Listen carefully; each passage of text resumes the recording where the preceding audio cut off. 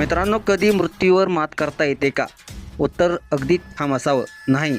पण आफ्रिकेतील टांझानियातील इस्माईल अझीज या माणसाची कथा ऐकल्यावर हा विश्वास डळमळून जातो. कारण हा साधा मनुष्य नव्हे, तर मृत्यूला 6 वेळा हरवणारा अमर व्यक्ती आहे. पहिल्यांदा तो कामाच्या ठिकाणी गंभीररित्या जखमी झाला.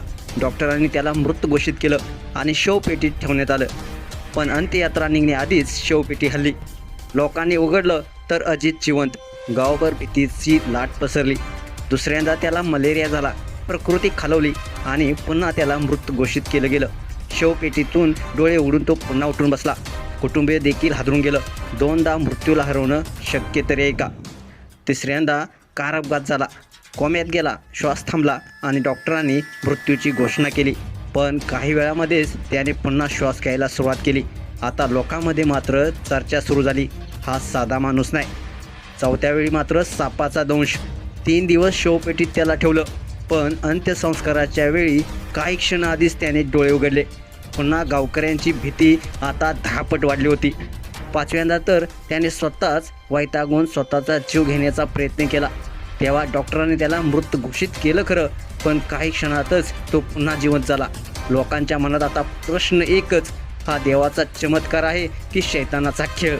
6व्या घटनेत भीतीने गावकऱ्याने थरका पडवणारा निर्णय घेतला. त्याने त्याला भूत समजून घरासकट जाळून टाकलं. राख रांगोळी झाल्यानंतर देखील अझीज त्यातून जिवंत बाहेर आला. आता मात्र गावाने त्याला वाईट टाकलंय. आज इस्माईल अझीजी एकाकी जीवन जगतोय. लोक त्याच्यापासून दूर राहतात. कोणाला तो शापित वाटतो, कुणाला शैतानाचा अवतार वाटतो, तर काहींना देवाचा चमत्कार वाटतो.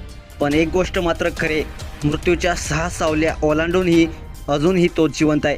हा थरारक प्रवास सांगतो, मृत्यू अटळ असतो, पण अझीजीच्या आयुष्यात मृत्यू देखील थांबून जातो. म्हणूनच त्याला लोक म्हणतात अमर मनुष्य.